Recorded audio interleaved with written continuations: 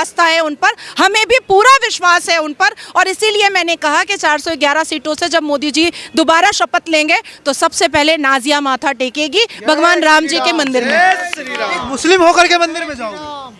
लो, कोई पहली बार थोड़े ही हो रहा है। और मुस्लिम होकर के मैं मंदिर क्यों नहीं जा सकती हूँ भाई? क्या मैं आफ्ताब की तरह बोटियां कर रही हूँ? क्या मैं नासिर खान की तरह बलात्कार कर रही हूँ, या अवैसी की तरह भारत के माहौल को भड़काऊ भाषण दे करके खराब कर रही हूँ, या लैंड माफिया खोल करके बैठी हूँ वक्फ बोर्ड की तरह, या हलाल सर्टिफिकेट की तरह जाली धंधा कर रही हूँ, या हलाला के नाम पर प्रोस्टिट्यूशन करवा रही हूँ? मैं तो ऐसा कुछ नहीं कर रही हूँ। मैं तो आस्था और विश्वास की जगह पर आ रही हूँ, एक पाक जगह पर आ रही हूँ, एक पवित्र जगह पर आ रही हूँ। मैंने क्या गलत किया? मैंने कुछ भी गलत नहीं किया। नहीं लगता मैम ऐसे बोलते हुए कहीं फतवा ना जारी हो जाए? फतवा जारी होगा तो भारत में जितने कोर्ट है उसी में चप्पल घिसवा दूंगी। बहुत बढ़िया, जय श्री राम। नहीं, अगर एक मुस्लिम महिला हिंदू के भजन को गा देती है तो उसके लिए फतवा जारी हो जाता है, और आप खुलकर बोल रही हैं। हाँ, मैं तो खुलकर बोलूंगी, एकदम खुलकर बोलूंगी। काहे नहीं बोलूंगी? कौन रोक सकता है मुझे? अवैसी साहब के पास, मदनी साहब के पास, बर्क साहब के पास बहुत बड़ा फ्रीडम ऑफ स्पीच है। आर्टिकल 19, 14, 21, 22, 29 मेरे लिए नहीं है। काहे नहीं होगा मेरे लिए?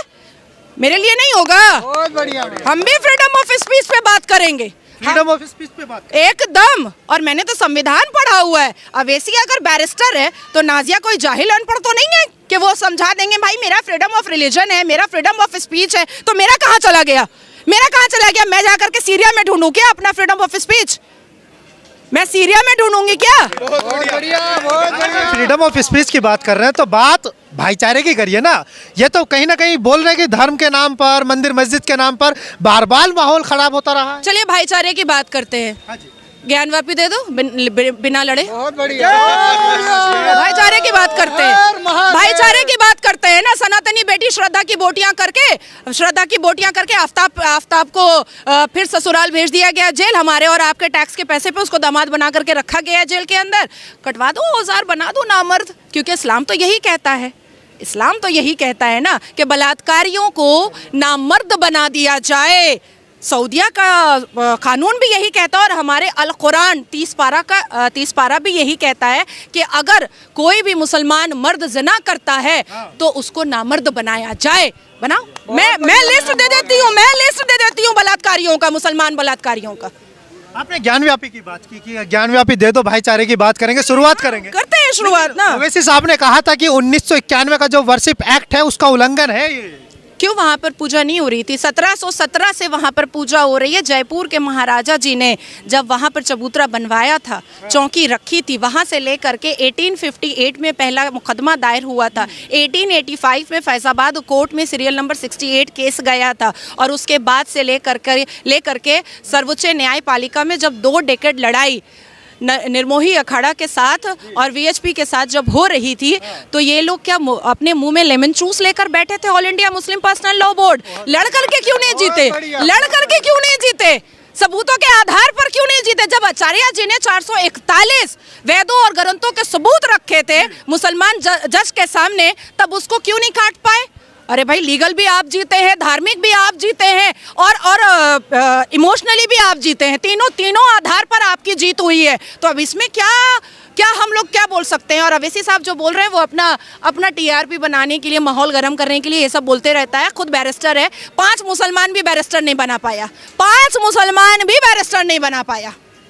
लेकिन मैम, एक तरफ जहां राम के नाम पर राजनीति तो दशकों से होती आई, लेकिन अब सीधा सीधा आरोप लग रहा है कि बीजेपी जो है एक पॉलिटिकल इवेंट ऑर्गेनाइज कर रही है, ये कोई आस्था वास्ता का प्रोग्राम नहीं है।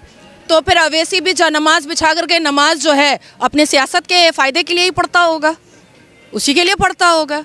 धार्मिक अगर किसी के धर्म को हम उंगलियां उठाएंगे तो हमारे धर्म पर भी तो उंगलियां उठेंगी ना। आप लोग बहुत शरीफ आदमी लोग हो, सनातनी बहुत टॉलरेंस है, बड़ा बर्दाश्त है आप लोगों के अंदर। सही सुनो, बताया जाता।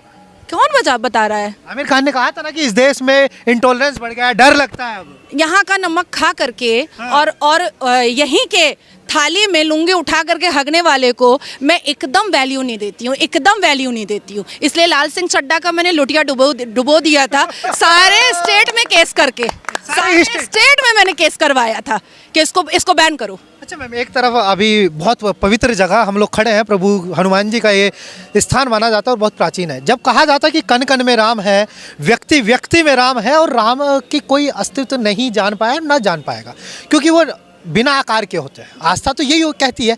तो फिर जब रोम रोम में राम है, तो इतना पैसा लगा करके एक भव्य मंदिर बनाने की क्या आवश्यकता थी? लोग कह रहे हैं कि एक अच्छा हॉस्पिटल बन जाता राम के नाम पर, एक अच्छा विश्वविद्यालय बन जाता, तो लोगों के लिए फायदा होता ना। कौन सी मस्जिद जो है वो हॉस्पिटल और यूनिवर्सिटी खोल रही है? कोई मस्जिद खोली है क्या? नहीं। तो कहीं से तो शुरुआत करनी पड़ेगी ना। नहीं, सारी मंदिरें सरकार को टैक्स दे रही हैं, सारी मंदिरें यूनिवर्सिटी खोल रही है, कैंसर हॉस्पिटल खोल रही है, गुरुकुल खोल रही है। मंदिरें तो बहुत पार्टिसिपेट कर रही हैं, बहुत, और अपने अपने पैसे से पार्टिसिपेट कर रही हैं। और राहुल बाबा के अब्बा जान ने बनवा दिया क्या मंदिर? अब्बा जान या पापा? अब्बा जान, पापा ने। अरे कश्मीरी पंडित है, नहीं, उनके घर में उनके कौन है कश्मीरी पंडित? राहुल गांधी है?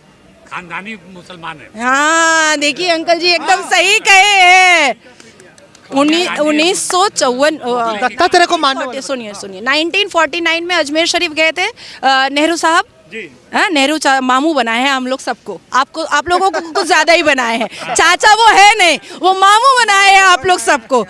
अजमेर शरीफ गए 1949 में, और 1950 में एक मंदिर का उद्घाटन हुआ था, वहाँ नहीं गए थे। 1955 में जब सऊदी अरबिया के शहजादे आ रहे थे, तो सारी मंदिरों पे पर्दा ढक दिया था और ला इलाहा का बोर्ड लगा दिया था। 1966 में इंदिरा गांधी ने साधु स्लॉटर करवाया था। अब आप बताइए, अजमल खसब पे 30 करोड़ रुपया खर्चा करवाया गया था मेहमान नवाजी पर। अब आप बताइए उनको मैं अब्बा जान ना बोलूँ तो और क्या बोलूँ?